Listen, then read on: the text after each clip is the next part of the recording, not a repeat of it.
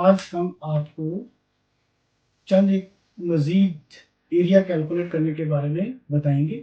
इससे पहले हमने अपनी जो ये ऑर्गेनाइजेशन है इसके बारे में बताया और उसमें जो जो सर्विस दे रहे हैं हम लोग उसके बारे में हमने काफ़ी तफसील से बताया।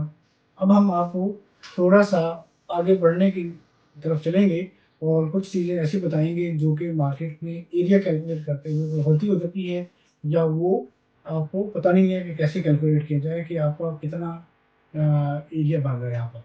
तो आज सबसे पहले तो मैं सिंपल डायग्राम जो है वो उससे बनाऊंगा और वो एरिया जो है वो कैलकुलेट करना इसलिए ज़रूरी होता है क्योंकि एरिया के बगैर आपको पता नहीं चलेगा कि आपका प्लॉट है कितना। अब प्लॉट के जो डायमेंशन होती है यहाँ पर रावलपिंडी इस्लामाबाद में, तो ये कहा जाता है कि मेरा प्लॉट 5 मरला है या 7 मरला है या 10 मरला है या 1 कनाल है। ठीक है, इस तरह सोन ये भी जो टर्मिनोलॉजीज हैं ये एक्चुअली एरिया की ही एक उसकी सिंबल है। मरला जो होता है वो जो जिसको हम पक्का मरला कहते हैं या महकमा माल का जो मरला होता है वो बराबर होता है 272.25 स्क्वायर फीट का। 272.25 स्क्वायर फुट का मरला होता है। लेकिन चूंकि यहाँ पर जब डेवलपमेंट की जाती है तो जो डेवलपर्स हैं वो पूरा एरिया परचेज तो करते हैं, जब करते हैं तो वो कहते हैं कि जी हमने एरिया इस हिसाब से कैलकुलेट करना है। लेकिन फिर उनकी जब डेवलपमेंट होती है तो उनमें बहुत सारी चीज़ें उनको पब्लिक के इस्तेमाल के लिए दी हुई होती हैं, मसलन रोड्स और वाटर टैंक्स, अंडरग्राउंड, ओवरहेड और कोई रिक्रिएशनल पार्क्स या किसी किस्म की भी और जो कम्युनिटी को सर्विस की यूज होती है तो वो अपने पूरे एरिया में से जो उनके पास ग्रॉस एरिया होता है उसमें से वो माइनस कर देते हैं तो नेट एरिया बाकी निकल आता है। इसके अंदर हमारे पास जो यहाँ पर लोकल अथॉरिटीज हैं जैसे DHA, CDA और दरिया टाउन, नेवल एंकरेज, इस तरह की जो इस्लामाबाद और इनके साथ अलाइड जितनी भी सोसाइटीज़ हैं वहाँ पर एक मरला जो है 225 स्क्वायर फुट का लिया है। तो 225 स्क्वायर फुट का जब एक मरला लिया जाएगा उसका मतलब कैसे निकालते हैं कि अगर आपका प्लॉट जो है उसकी डायमेंशन 25 फुट बाई 50 फुट है तो पता करें कि ये कितने आपके मरले बनते हैं या स्क्वायर फुट होता है। तो सबसे पहले जो होता है हमारी जो हॉरिजॉन्टल लाइन होती है इसके साथ हमारा जो डायमेंशन होती है उसको हम लेंथ कहते हैं। ठीक है, उसको लेंथ या लंबाई कहते हैं। और दूसरी तरफ जो होता है उसको हम चौड़ाई कहते हैं या डेप्थ कहते हैं, या अगर वो एलिवेशनल है तो उसकी हाइट कहलाती है। तो दो डायमेंशन को जब मल्टीप्लाई किया जाता है तो वो एरिया बन जाता है। हमेशा याद रखें कि एरिया की जो यूनिट्स है वो स्क्वायर में होगा, मतलब फीट है तो फीट का स्क्वायर, इसी तरह मीटर है तो मीटर का स्क्वायर। तो इन ये चूंकि छोटे हैं, जैसे इंच है तो फुट का एक छोटा पार्ट जो है वो इंच होता है, इंच से भी छोटे होते हैं तो वो सूत्र भी कहलाते हैं और नंबर भी कहलाते हैं। जैसे हमारा सरिया वगैरह होता है कि नंबर 3 का सरिया अगर है तो उसका मतलब है कि उस सरिये की डायमीटर की जो डायमेंशन है वो 3/8 है। और इसी तरह 4 सूत्र का है तो इसका मतलब है कि 1/4। इसी तरीके से जब हम दो डायमेंशन को मल्टीप्लाई करते हैं, इंच मल्टीप्लाई बाई इंच, तो इंच स्क्वायर आ जाएगा। तो इसको हम एरिया को इसको रकबा कहते हैं, उर्दू में, इंग्लिश में एरिया कहते हैं। तो किसी भी चीज़ का एरिया निकालने के लिए ज़रूरी होता है कि आपके पास दो डायमेंशन हों। अब फर्ज करें कि आपका प्लाट 25/50 का है तो हम इसको 25 × 50 इसको मल्टीप्लाई करेंगे तो ये 1250 स्क्वायर फुट आ गया।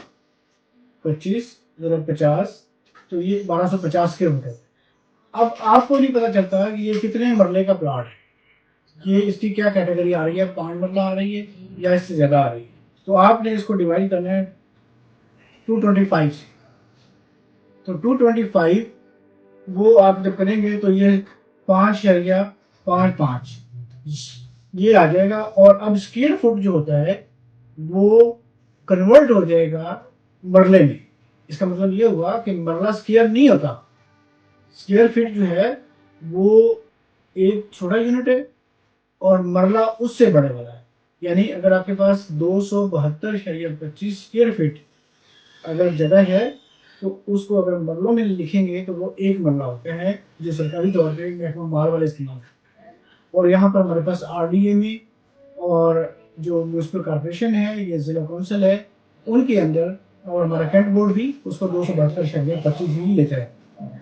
तो अब 272.25 की बजाय जो सोसाइटी उसको आगे बेच रही होती है उसके ऊपर आता है कि वो कितने मरले को लोगों को सम कह रहे हैं कि जी ये 225 का हम आपको दे रहे हैं। अब मैं आपको जो रेगुलर शेप्स हैं उनका तारफ करवाता हूँ। उनमें से पहली शेप जो होती है हमारी वो रेक्टेंगुलर शेप की होती है। हमारे मोस्टली जो प्लॉट होते हैं वो इस तरह रेक्टेंगुलर शेप में होते हैं।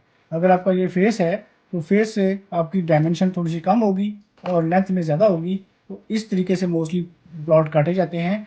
इस तरीके से काटने से ये होता है कि अथॉरिटी वाले या सोसाइटी वाले उनके प्लॉटों की तादाद बढ़ जाती है। तो इसके अंदर ये हमारे पास अगर हम इसका दूसरा रुख लें, हमारे पास सामने प्लॉट जो होता है वो ऐसे होगा। तो वो फिर इसकी ये लेंथ कहलाएगी, ये इसकी ब्रेड्थ कहलाएगी या डेप्थ कहलाएगी। तो इन दोनों को मल्टीप्लाई कर देना है, लेंथ मल्टीप्लाई बाई ब्रेड्थ। अब फर्ज करें कि ये हमारे पास 25 फुट है और ये 45 फुट है। तो इन दोनों का हम मल्टीप्लाई करेंगे तो ये जवाब आ जाएगा हमारे पास। अब देखें ये फुट है ये फुट है। तो ये मैथ का सादा सा तरीका है कि जो चीज़ें मल्टीप्लाई होती हैं उनकी पावर जो है वो ऐड हो जाती है। तो एक इसको हम अगर इंग्लिश में लिखते हैं तो ये ऐसे आ जाता है, इसकी पावर 1 हो जाती है, फिर मल्टीप्लाई, फिर ये फिट। ये यूनिट्स के साथ भी हम आपको समझा रहे हैं ताकि दूसरे बच्चे जो हैं, जो मैथमेटिशियन हैं या मैथ करने वाले लोग हैं, वो भी इसको आसानी से समझें।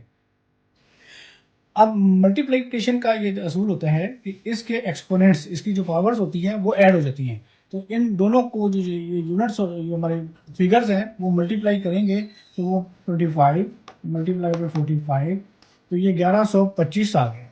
ये तो आ गया फिगर्स की मल्टीप्लिकेशन। इसके बाद ये आया क्या है? ये एप्पल्स हैं, ये पियर्स हैं, गुआवा है, क्या चीज़ है? तो अब हम चूंकि एरिया की कैलकुलेशन कर रहे हैं तो एरिया हमेशा स्क्वायर में आएगा। तो स्क्वायर कैसे आता है? ये एक जो यूनिट है फिट वो लिखेंगे और जो इसकी एक्सपोनेंट है वो इसको ऐड कर देंगे, 1 + 1 आ जाएगा। तो इस तरीके से 1125 और फिट का स्क्वायर बन जाएगा। कोई भी जब भी हम एरिया निकालेंगे उसके ऊपर ये 2 जरूर आएगा। अगर 2 नहीं है, इसकी निशानी भी यही होती है, अगर 2 नहीं है तो ये एरिया नहीं है। फर्ज करें मैं अगर ये लिख देता हूँ 1125 फीट, तो इसका मतलब है ये एक लीनियर लेंथ है, एक लेंथ की पैमाइश है, ये 2 से मल्टीप्लाई होने वाली चीज़ नहीं है। अगर मैं यूँ लिखूंगा 1125 फीट स्क्वायर, तो इसका मतलब है it is the product of 2 figures. कहीं से हमने मल्टीप्लाई किया है, उसका जवाब ये आ गया है, तो तब ये हमारी निशानी ये बताती है कि ये एरिया है। जबकि ये है, ये सिर्फ हमारी एक लेंथ है, एक डायमेंशन है, कोई भी हो सकती है, लेंथ भी हो सकती है, हाइट भी हो सकती है या विड्थ भी हो सकती है। आज हमने जो अपने इस लेक्चर में नाजरीन को एरिया कैलकुलेट करने के बारे में समझाया, ये बहुत सिंपल है, कोई मुश्किल वाली बात नहीं है। आम बंदा जिसको थोड़ा बहुत मैथ आता है वो इस तरीके से अपना एरिया कैलकुलेट कर सकते हैं। तो इसी तरीके से हम जब ये एरिया कैलकुलेशन में आगे बढ़ेंगे तो हम अगली वीडियो में आपको कुछ और एरियाज कैलकुलेट करने का तरीका भी बताएंगे और प्रैक्टिकली हम आपको ये सिखाएंगे कि ये एरिया हमने कैसे कैलकुलेट किया। कोई हम किसी भी अथॉरिटी के अंदर से कोई लेआउट प्लान या कोई भी हम एक फिगर ले लेंगे और उसका एरिया कैलकुलेट करके फिर आपको बताएंगे। तो इसी तरीके से हम चलते चलते आपको ये पूरी कंस्ट्रक्शन इंडस्ट्री के अंदर जो जो काम होते हैं वो हम आपको सिखाते रहेंगे।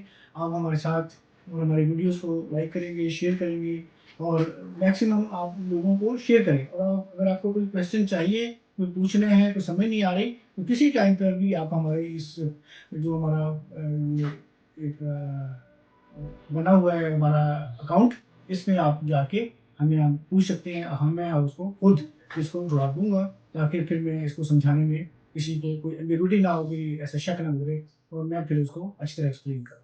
ठीक है।